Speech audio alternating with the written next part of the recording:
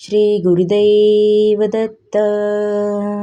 श्री गुरुचरित्र कथासार अध्याय 33.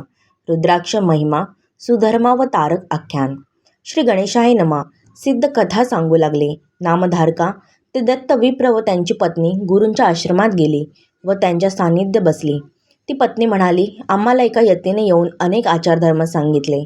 4 रुद्राक्ष त्याने दिले आणि प्रेताच्या कानांना बांधण्यास सांगितले व नंतर दहन करा असे सुचवले. त्याने असे सांगितले की रुद्राभिषेकाचे तीर्थ आणावे व प्रेतावर प्रोक्षण करावे आणि अंतकाळी नृसिंह सरस्वती स्वामींचे दर्शन घ्यावे. रुद्राक्ष देऊन यती तेथून निघून गेले. ते ऐकून श्रीगुरू म्हणाले, आम्हीच ते रुद्राक्ष दिले होते. या रुद्राक्षांचा महिमा फार मोठा आहे. मी तो सविस्तर सांगतो. माणसाची श्रद्धा असो वा अगर नसो, त्याने रुद्राक्ष जर अंगावर धारण केली तर त्याचे पाप नष्ट होते. खरे म्हणजे 1 सहस्र रुद्राक्षे धारण करावीत, पण ते जमले नाही. 1 शेंडीला 1 दोन्ही हातांना मिळून 24, गळ्यात 32, मस्तकाभोवती 24, 2 कानावर 12 मिळून 93 रुद्राक्षे धारण करावीत किंवा गळ्यात 108 रुद्राक्षांची माळ धारण करावी. त्या माळेत 9 रत्नेही गुंफावीत. रुद्राक्ष हे पापनाशक आहे. रुद्राक्षावर अभिषेक करावा. लिंगपूजेसमान त्याचे फळ मिळते. एकमुखी, पंचमुखी, एकादशमुखी, चतुर्दशमुखी अशी विविध रुद्राक्षे मिळतात.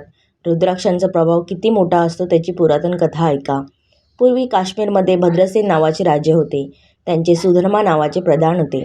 प्रधान पुत्राचे नाव होते तारक. राजकुमार व तारक हे चांगले मित्र होते. दोघे सुंदर होते.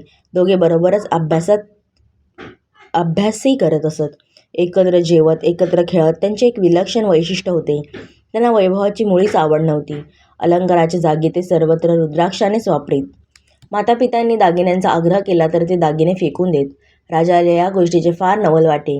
एकदा पराशर ऋषी त्या राजांकडे आले असता त्यांचा चांगला आदर सत्कार केल्यावर राजांनी त्यांना दोन्ही मुलांची रुद्राक्षांची आवड व सुवर्णादिक दागिन्यांची नावड त्या ऋषींना सांगितली. म्हटले, ऋषीवर्य, आपण त्रिकालज्ञानी आहात. आपण याचे पूर्वकर्मातील कारण सांगाल तर समाधान होईल. ऋषीवर्य म्हणाले, मला या मुलांचा पूर्वीचा जन्म दिव्य दृष्टीने दिसत आहे. ती हकीकत मी सांगतो, नीट ऐकून घे. नंदीग्राम नामक एक नगरात एक गणिका राहत असे. ती श्रीमंत होती, सुंदर होती व नगरात मुख्य होती. तिच्याकडे अनेक वारांगणा होत्या. सर्वजणी मोठ्या वैभवात राहत होत्या. तिच्या घरात नृत्यशाळा होती. तेथे एक कोंबडा व एक माकड मनोरंजनासाठी पाळलेले होते. ती वेश्या स्वतः शंकराची भक्त होती. त्या माकडाच्या व कोंबड्यांच्या अंगावर तिने रुद्राक्ष बांधली होती. ती त्यांनाही नृत्य शिकवित असे. तिचा एक नियम विशेष होता. जो पुरुष तिच्या घरी येत असे त्याची सेवा करताना तो साक्षात शिव आहे असे मानून ती एकनिष्ठेने त्याची सेवा करी. एकदा काय झाले, एक शिवव्रती असा मोठा श्रीमंत व्यापारी तिच्याकडे आला. त्याच्या उजव्या हातात रत्नखचित शिवलिंग होते. त्याचे तेज सूर्यासारखे होते. त्या व्यापाऱ्याचे स्वागत करून तिने त्याला नाट्यशाळेत नेले व त्याची नाना प्रकारे सेवा केली. त्याच्या जवळचे शिवलिंग पाहून ती आपल्या सखीला म्हणाली, असे बहुमूल्य शिवलिंग आपल्याजवळच हवे असे मला वाटते. त्या व्यापाऱ्याला तू विचार की आपण लिंग जर देणार असाल तर 3 दिवस मी त्यांची केवळ एकट्याची एकनिष्ठेने सेवा करीन. त्याप्रमाणे त्या सखीने त्या वैश्य व्यापाऱ्याजवळ बोलणे केले. तेव्हा तो म्हणाला, जर तुमची ती प्रमुख वेश्या 3 अहोरात्र केवळ माझी सेवा करेल तर मी ही लिंग तिला देण्यास तयार आहे. ती वेश्या या गोष्टीस तयार होतीच. शिवव्रतीने एक अट घातली, 3 दिवस 3 रात्री तू माझी धर्मपत्नी म्हणून राहावे. त्या काळात दुसऱ्या कोणाचीही सेवा करायची नाही. तसेच हे लिंग म्हणजे मला प्राणापेक्षाही प्रिय वस्तू आहे. या 3 दिवसात जर ते भंगले, फुटले, हरवले, नाहीसे झाले तर मी चितेत उडी घेऊन माझा जीव देईन. ती अट त्या वेश्याने मान्य केली. तिने ते रत्नखचित लिंग जपून ठेवावे म्हणून नाट्यमंडपाच्या मध्यवर्ती स्तंभाला बांधून ठेवले. त्यानंतर त्या दोघांनी संतोषाने काळ घालवण्यास प्रारंभ केला. तेव्हा शंकरांनी फार मोठी लीला केली. त्या मंडपाला अचानक मोठी आग लागली. मंडप जळू लागला. ती वेश्या फार घाबरली. मंडप जळला. माकड व कोंबडा हेही जळून गेले. मंडपाचा मधला खांबही जळाला. त्याला बांधलेले लिंगही फुटून नष्ट झाले. सर्वत्र हाहाकार, धावपळ, हाहाकार. मंडपाची आग विझवण्यात आली. ती वेश्या फारच शोक करू लागली. तिचे माकड व कोंबडा जळून गेले होते. धगीनेच मुळी ते मौल्यवान शिवलिंग भग्न होऊन गेले होते. तो वैश्य शोक करू लागला.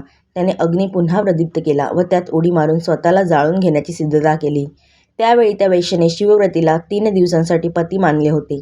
त्यानुसार सर्वस्वाचे लोकांना एकाच आज्ञेने तिने दान केले व व त्यांच्याबरोबर चितेत प्रवेश करण्यास तयार झाली. तिला अनेक युक्तिवाद करून त्या विचारांपासून परावृत्त करण्याचा प्रयत्न अनेकांनी केला, पण तिचा निर्धार कायम होता. तिने त्या व्यापाराबरोबरच त्या चितेत उडी घेतली. तिने उडी घेताच आश्चर्य घडले. तेथे सर्व आयुधे धारण केलेले शंकर साक्षात प्रकट झाले. चिता तर नाहीशीच झाली. त्या वेश्येला आपल्या हाताने बाजूला घेऊन ते सदाशिव म्हणाले, मी सर्व काही माया रचली होती. तुझ्या भक्तीची मी परीक्षा घेतली. तू खरी पतिव्रता आहेस. तू तुझे वचन सत्य केलेस. तुझवर मी प्रसन्न आहे. तुला काय वर पाहिजे तो माग. त्यावेळी ती वेश्या अत्यंत नम्रतेने भगवान सदाशिवांना साष्टांग प्रणिपात करून म्हणाले, मला नित्य आपल्या सानिध्य वास करायला मिळावा आणि माझ्या दासदासींनाही माझ्याबरोबर कैलासात नित्य वस्ती करायला मिळावी. आम्हा सर्वांना यापुढे पुनर्जन्म नसावा. त्यावर त्या शंकरांनी दिव्य विमानात सर्वांना बसवून स्वर्गमार्गे कैलासात गमन केले आणि त्या वेश्येला दासदासी व परिवारासह मुक्ती दिली.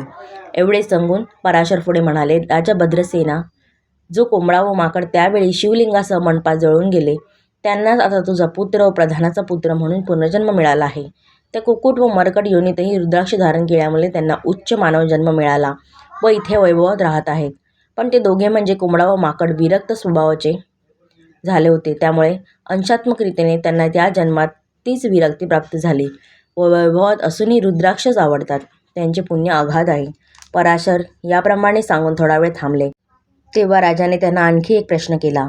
असे म्हणून सिद्ध नामधारकांना म्हणाले, राजाचा फार प्रश्न महत्त्वाचा आहे व त्याच्या उत्तरात अनेक गोष्टी दडलेल्या आहेत, पण त्या पुढील अध्यायात सांगतो. 33वा अध्याय समाप्त.